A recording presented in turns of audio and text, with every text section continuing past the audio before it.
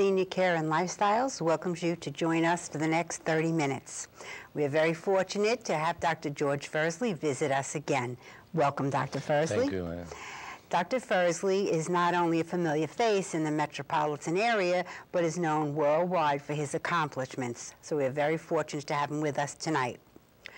We are going to be discussing the colon, rectal diseases, and some very common disorders. We're going to talk about diagnosing, treatment, medical or surgical. So I'm going to ask Dr. Ferzli if he would give a definition for our audience, the difference between the colon and the rectum. The colon is a portion of the large intestine that extends from the cecum, where the appendix is on the right lower abdomen, all the way to the rectum. The colon has 4 segments: the right colon, known as ascending, transverse colon, descending colon or left colon, and then there is a sigmoid colon. So 4 segments, and then there is a rectum, which is about 12 centimeters in continuity with the colon. Okay. The picture is wonderful, so I hope the audience at home can appreciate that picture. Can we talk about some of the most common types of disorder that our viewers are familiar with, diverticulitis, etc.? Okay, that's actually there are benign diseases that can affect the colon, and there are malignant diseases, colon cancer. Among the most common, if you want, especially over the age of 50, benign disease, one of them is a diverticular disease, as shown up here, known as diverticulosis. The colon receives about 2 liters of fluid per day and absorbs a lot of this water and eliminates only about 200 cc. The diameter of the colon at this side is wide. As we go to the sigmoid area, which has the shape of a sigma, the lumen is narrow. It's narrower. So now I have liquidy stool here, but then the stool becomes solid and it comes into a lumen that's narrow. It will create intraluminal pressure, causing outpouching or herniation.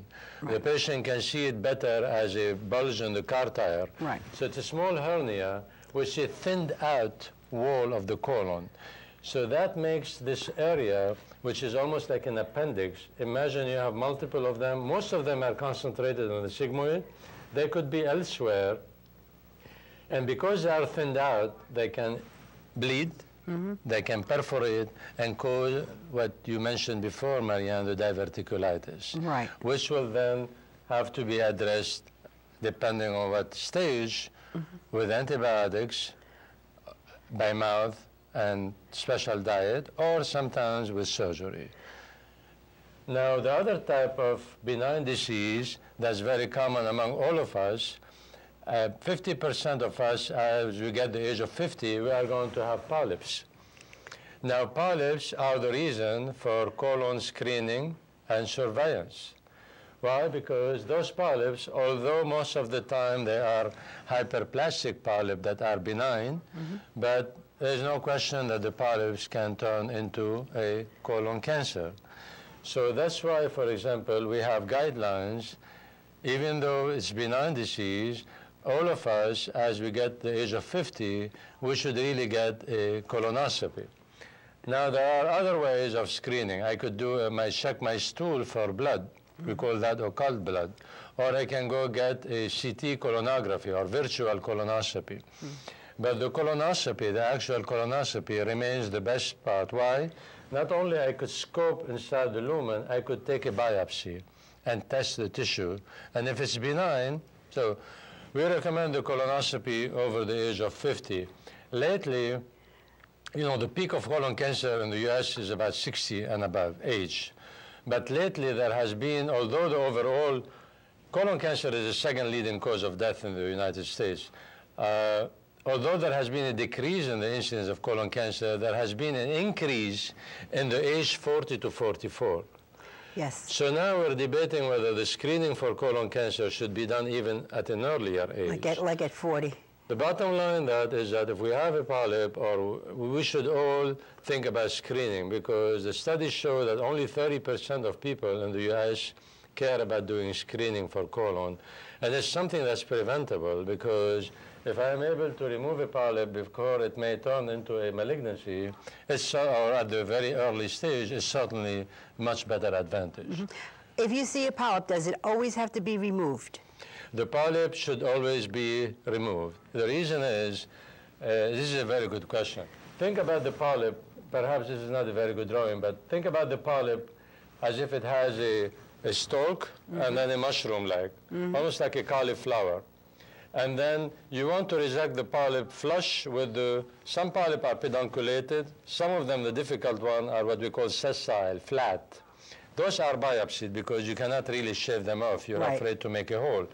But the ones that are pedunculated a little bit, you really want to take them right flush with the thing, because sometimes the biopsy of the head, if you want, of the polyp may come back negative, while the stalk may harbor the beginning of a cancer. Because it's deeper. So it's always preferable to remove the polyp if we can. But a flat one, we biopsy multiple of it to ascertain that it's benign. And then we can watch it with follow-up colonoscopy.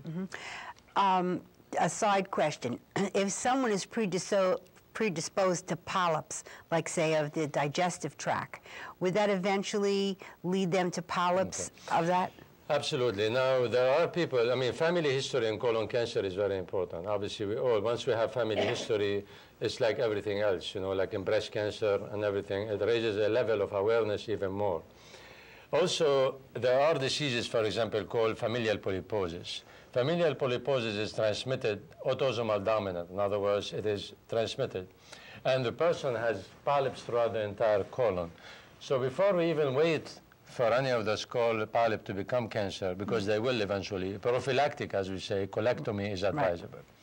We have another disease called the Lynch disease, which is a familial, non-familial polyposis of colorectal cancer that has lower number of polyps, younger age, but even more incidence of colon cancer and extra colon cancer.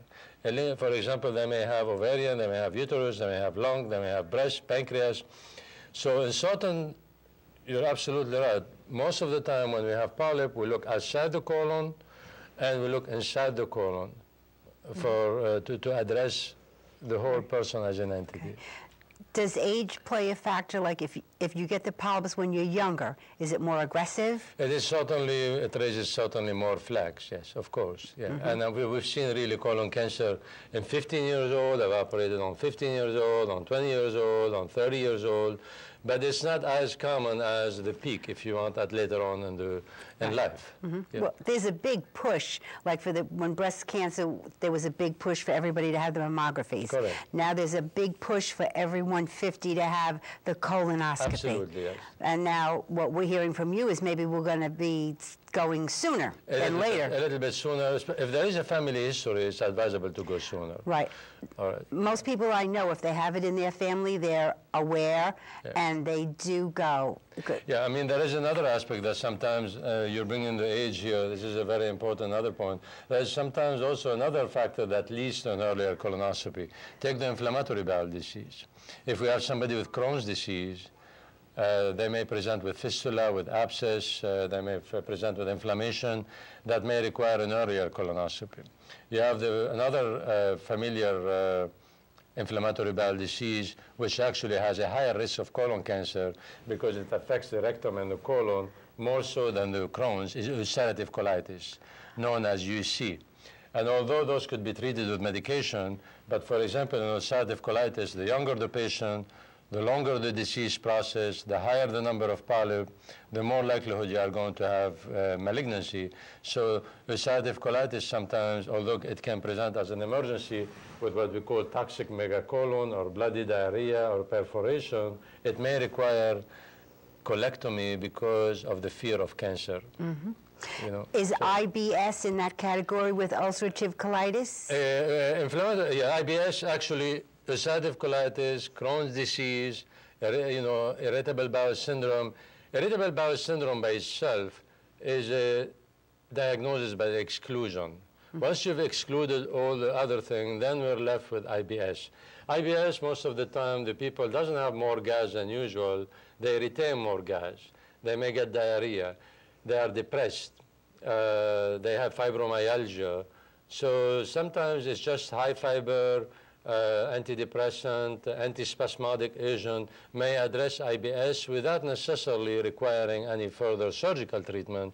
But one have to have ruled out all the other things before we say it's irritable bowel syndrome. Yeah. Right, okay. I was going to say, did you want to talk about the actual treatments for some of these? Okay, yeah. Now let's suppose somebody has diverticular disease that or for example, actually easier to say. Let's suppose somebody has a polyp that the gastroenterologist could not remove. Sometimes the polyp is large or flat and cannot be removed. So now obviously the patient comes to the surgeon. And or let's suppose the polyp biopsy is a cancer, which is basically the same.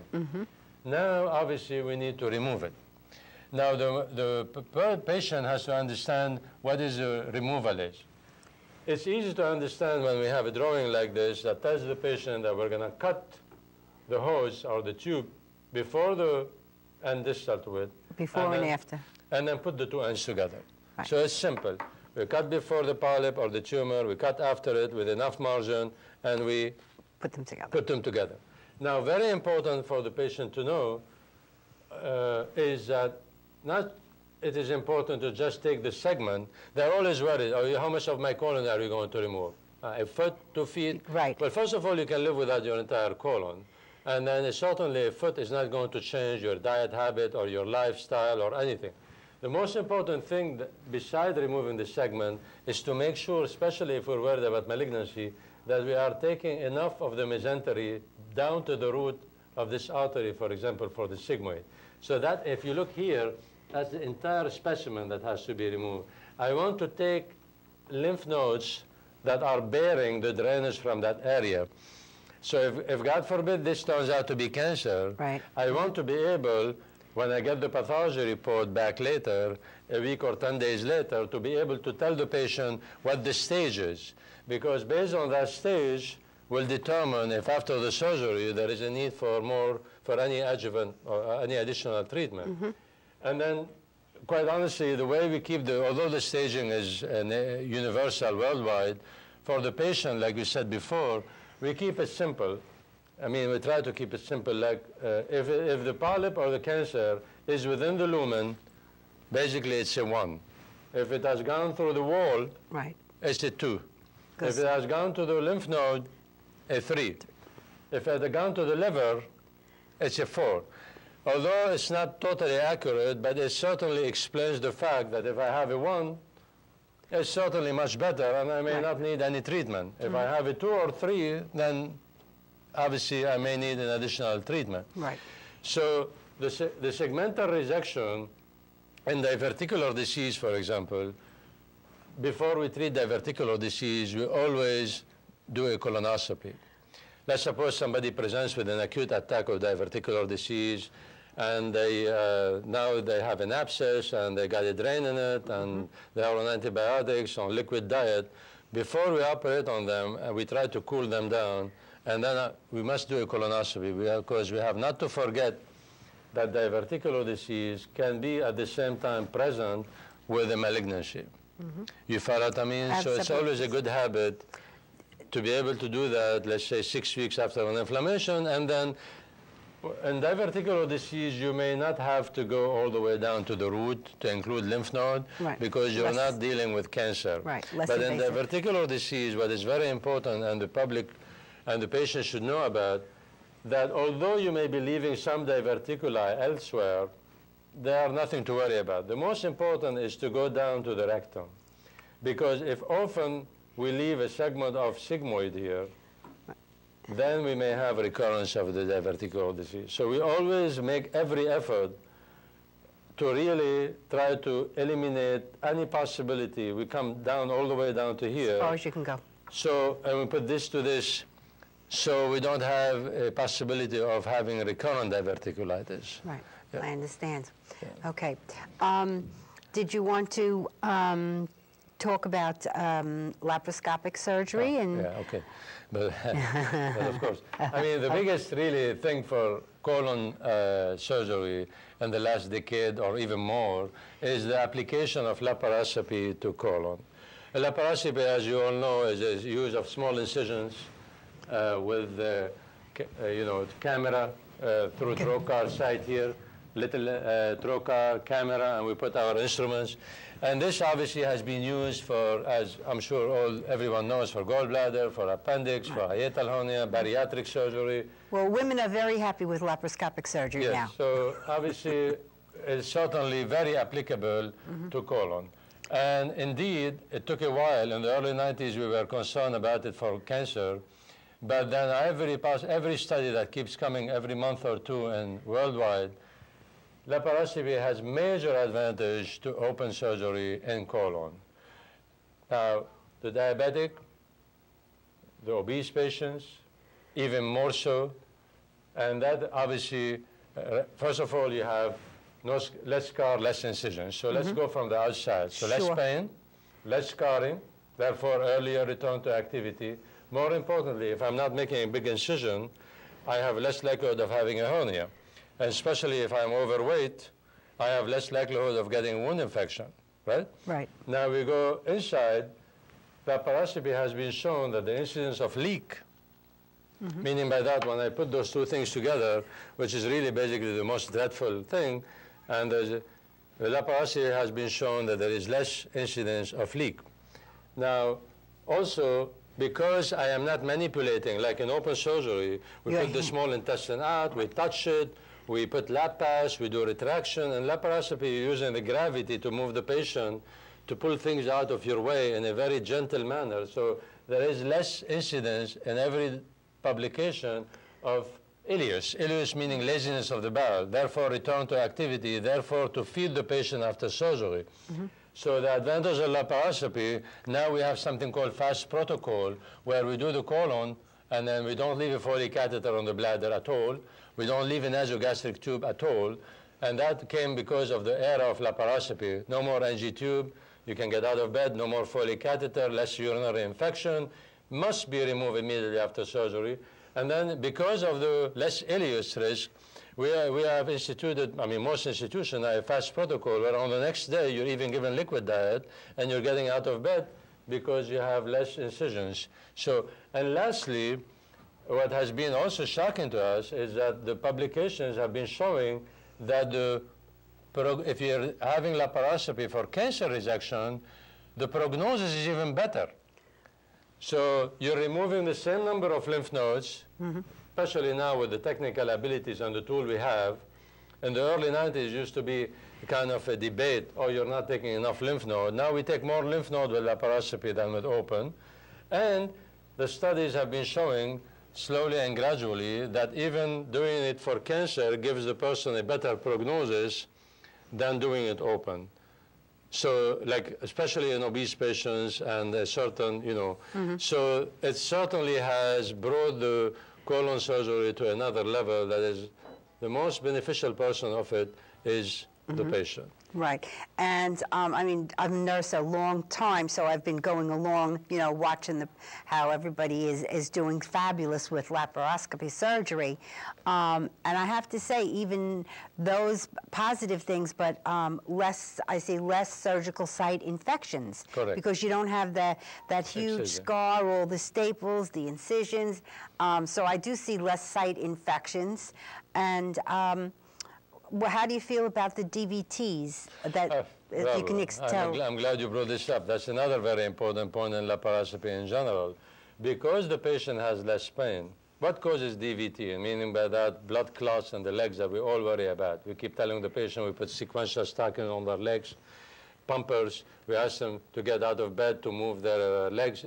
With laparoscopy, the very fact that there is less pain and less incision, they get out of bed immediately after surgery, and that early ambulation reduces the risk of DVT. So that's, thank you for reminding me of this. Right, well, it's very important, and the general public today is much more aware of what's going on than 10 or 20 or 30 years ago. They just laid there and they said, whatever you said, do. But today, they really ask the questions. Am I going to have this? Am I going to have that? And I'm sure when you mentioned that the patient no longer has to have the NG tube in the nose, the Foley catheter, correct, that makes everybody very happy. Yeah. And I think it even changes their frame of mind. Absolutely. So that when they're feeling better psychologically, it helps them feel better physically. Now, sometimes, you know, I mean, there will be times where the patient comes in, they've had multiple surgeries in the past, trauma, gunshot, etc., and then there is a lot of scar tissue. And the question comes up is that, Doc, can you still do laparoscopy and remove my colon? Well, we tell them, well, I mean, like in any laparoscopic procedure, we may have to open. But let me tell you why we should start laparoscopy. Let's suppose a person have had a prior hysterectomy, C-section, appendectomy, and whatever. Gallbladder. We do start laparoscopically because, follow me, it's easy for the person to understand. If I'm cutting here, and I'm cutting here, and I want to put these two ends together, one of the most common reasons of a leak is tension. So if I bring things under tension, there's a high likelihood they're going to fall apart. Mm-hmm. So when we go in, for example, and we know we're going to put this to this, we begin laparoscopically by freeing this angle. That's called the splenic flexure, meaning by that there are attachments between the spleen and the colon that when we are doing open surgery, in order to reach up here with our hands to free it, we have to extend the incision all the way above the navel to here. That's really harmful to the patient, higher risk of bleeding. Laparoscopy with 3 little incisions, we can begin, before we touch anything in this area, for example, we can begin by mobilizing, as we call it, or freeing the connections between this, the colon and the spleen. Now, this thing falls down here, Mariam. So when I go in to do my resection, even if I have to open, I'm only opening from the navel down, which is a much lesser, as you know, you've seen patients. A C-section woman goes home with a lower incision after 2 days to take care of a baby. Right. So a lower abdominal incision is not as harmful. Right. So laparoscopy already gave the patient a big advantage. Although we open, or we assisted with an open incision, I could still put this end to end with no tension whatsoever. Because you're bringing it down. Because exactly. Now it's floppy and it's ready for me to do. Do you put it back? No. It doesn't have to, actually, because remember, in laparoscopy, we're doing everything we used to do in open, except saving the patient the hypothermia, the manipulation of the bowel, the fluid loss, the operative time, the wound infection. I mean, all the things that we just mentioned before. Right. Yeah. The one thing I wanted to ask you about the hernias, not that they're common, but I see like in when we do the Roux-en-Y, you know, sometimes when is it the obesity that is the hernia more common? Yeah. The incisional hernia, obviously, after any surgery, especially, there are certain factors that increase the likelihood of dehiscence, if you want, or herniation. I will name of them, of course, the weight. The weight. And smoking. Remember, weight and smoking, especially smoking, we're talking about leak, higher incidence of leak, and obese patients, and smoking. Same thing with herniation, evisceration. So weight and smoking are 2 things we can control, and we always beg the public, beg the patient, stop smoking, lose weight. It's not a question of how you look. It's a question of, never mind, I'm not going to go into the obesity now, of stroke, hypertension, diabetes, and so forth. It's the healing process, and it makes sense. So there are some other factors, for example, that increases the risk of leak. If somebody has to have blood transfusion, that's out of our control. I have to transfuse him. That is an independent factor that may cause a leak. If somebody, for example, has a rectal cancer, by the way, any cancer here is always treated with radiation and chemo, then surgery, then followed by radiation and chemo, different than the colon. So the rectum here, specifically there, that less 12 centimeter, 12 centimeter is 6 inches. 6 inches for our audience. That less 12 centimeter is called rectal cancer. Is the management, before we get to surgery, is chemo radiation, because often that will downstage the tumor. It will take it it will shrink the tumor, open the lumen, but more importantly, kill, if you want, all the lymph node, all the cell, and if we compare an MR before and MRI after, then we go to chemo. So, like for example, transfusion. Let's say I have radiation therapy, and I'm going into to resect. I will have a higher incidence. There are certain factors that are out of our control, but you know, obesity, smoking, radiation, prior surgery, transfusion, diabetes, diabetes, I mean, those things. And also, the way you close the abdomen, I mean, this is a technical thing. The suture tab that you use may also have a, not may, it has a role in the incidence of herniation. Yeah. We have a minute and a half left, but I was going to ask you about, you already mentioned it, but is there any other reasons why a patient would not be a candidate for laparoscopic surgery other than what we mentioned? I think you covered them. Quite honestly, I mean, everybody should be given an attempt. You go in safely inside. Sometimes I go in, for example, a polyp. By the way, often the patient presents with a polyp, and then it's seen on colonoscopy.